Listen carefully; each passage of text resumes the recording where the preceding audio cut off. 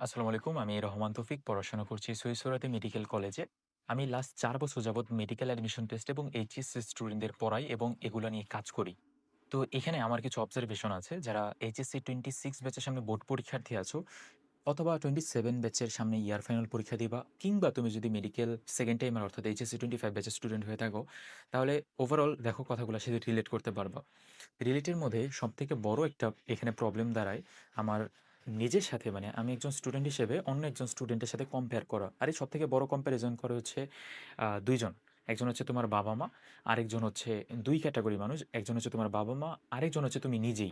তুমি নিজেই নিজেকে তুলনা করতে যাও অন্য এক ফ্রেন্ডের সাথে। ধরো তুমি মেডিকেল সেকেন্ড টাইম আর ফার্স্ট টাইমে তুমি কোথাও চান্স পাও নাই। কিন্তু তোমার এক বন্ধু তোমার মতোই স্টুডেন্ট, কিন্তু সে চান্স পাইছে সরকারি মেডিকেলে, সে এখন মেডিকেলে ক্লাস শুরু করে দিছে। অপরপক্ষে তুমি এই গিল্টেই ভুগতেছো যে ও তো আমার মতোই ছিল, আমি কেন পারলাম না? এরকম একটা নিজের মধ্যে থেকে মানে নিজেই নিজেকে এখানে নিচে নামায় দেওয়ার মতো অবস্থায় আছি। আরেক ক্যাটেগরি বা আরেক অবস্থা থাকে যখন গার্ডিয়ানরা নিজেরাই বলে যে অবস্থা স্টুডেন্টের অবস্থা যে ওর ওর এ দিয়ে কিছু হবে না। তুমি যদি এইচএসসি ফার্স্ট ইয়ারও স্টুডেন্ট থাকো অথবা সামনে বোর্ড পরীক্ষার্থী স্টুডেন্ট থাকো, এরকম অনেক শুনছো তোমার বাবা-মার কাছ থেকে যে তোমার এদিকে কিছু হবে না, তোমার প্রিপারেশন এভাবে ভালো হচ্ছে না। এখন যদি এমন হয় যে তুমি পড়াশোনা একদমই করো না তার জন্য তোমারে বলতেছে, তাহলে ওইটা বলা অবশ্যই স্বাভাবিক। এটা আমি নিজেও বলব তোমাকে, কেন তুমি পড়ো না বা তোমার একটা নির্দিষ্ট বেস লেভেল পর্যন্ত তোমার পড়াশোনা করে এইচএসসি পার করতে হবে অথবা মেডিকেল অ্যাডমিশন পার করতে হবে। কিন্তু এখানে প্রবলেমটা হয়ে যায় তখনই যখন স্টুডেন্ট ঠিকমতো পড়ে, স্টুডেন্টের ক্যাপাবিলিটি আছে সেই রাস্তাটা ধরে সাকসেসফুল হওয়ার, কিন্তু তার আল্টিমেটলি রেজাল্ট ঠিকমতো আসতেছে না দেখে গার্জিয়ান তাকে কথা শোনাইতে যাচ্ছে, শোনাইতে যাচ্ছে। এখানে আমি সবার ১ম এ বলব যারা যে গার্ডিয়ানরা আমার ভিডিওটা দেখতেছেন অথবা যে স্টুডেন্টই ভিডিওটা দেখতেছো না কিনা, তোমারে মানে গার্ডিয়ানদের উচিত হচ্ছে স্টুডেন্টকে আসলে উৎসাহিত করা। সামনের দিকে যেন স্টুডেন্ট যায়, সামনের দিকে যেন একটু বেটার ওয়েতে প্রিপারেশন নেয়।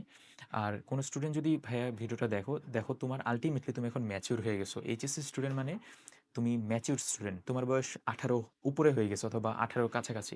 তোমার এখন সামনের লাইফে ফোকাস করতে হবে। জীবনের অনেক কিছু অ্যাচিভমেন্টের বাকি, ওগুলাতে ফোকাস করতে হবে। এখন যদি তুমি এরকম অবস্থায় থাকো যে, "ভাই বাদ দেন এগুলা, আমি যেমনে আছি অমনিই চলি। আমি যেমনে ফ্রি ফায়ার খেলতেছি, যেমনি ইনস্টাগ্রাম স্ক্রল করতেছি, যে মেয়েরা সারারাত তুমি মেকআপের ভিডিও দেখতেছো অথবা অমুক সেলিব্রিটি, তমুক সেলিব্রিটি কি করছে এগুলা নিয়ে পড়ে আসো, তাহলে ভাইয়া আসলে তোমারে দিয়ে ওভাবে হবে না।" এখানে একটা স্যাক্রিফাইসের ব্যাপার থাকে। তুমি এগুলা আজে-বাজে জিনিসগুলা থেকে বেরিয়ে এসে একটা সার্টেন ভালো একটা ডাইরেকশনে আসতে হবে তোমার।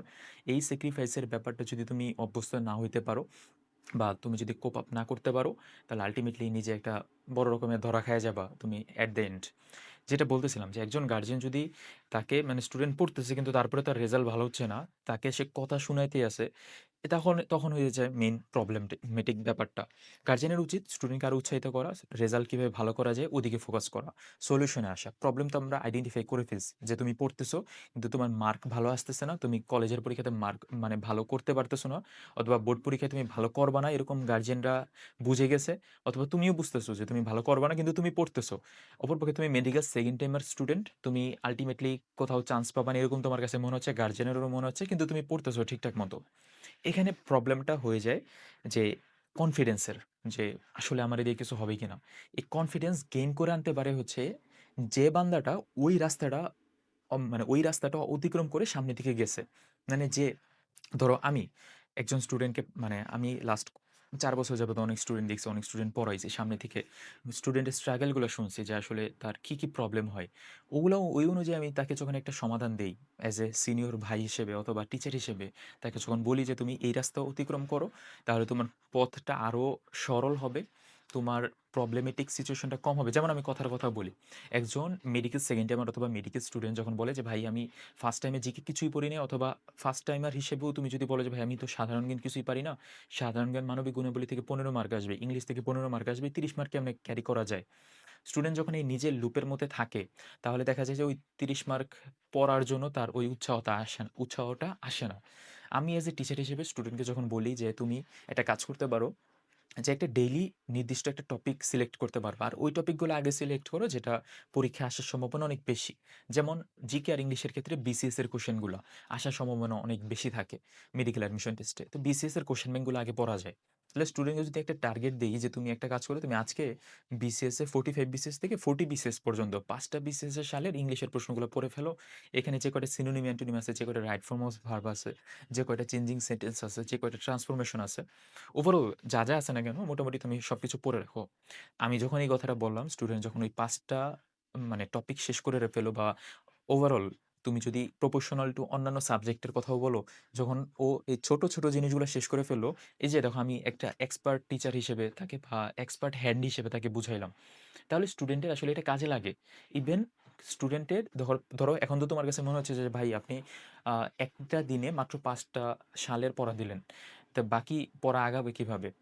পড়া এখানে মেইন কথা হচ্ছে ভাই, প্রত্যেকদিন আমি ১২-১৪ ঘন্টা করে পড়লাম কিন্তু আমার ইফেক্টিভ পড়া হইল না। ওই পড়া দিয়ে আসলে লাভ নাই। তোমার লাভ হবে ওই পড়া দিয়ে যেটা হচ্ছে তুমি কন্টিনিউয়াসলি ডে বাই ডে পড়তে পারো। তুমি ধরো আজকে ৫টা সালের প্রশ্ন পড়লা। তুমি কালকে ৫টা সালের প্রশ্ন পড়বা। এভাবে ৩০তম দিনে যায়া দেখবা যে তোমার সব সালের প্রশ্ন শেষ। ১ মাসের মধ্যে পড়া শেষ।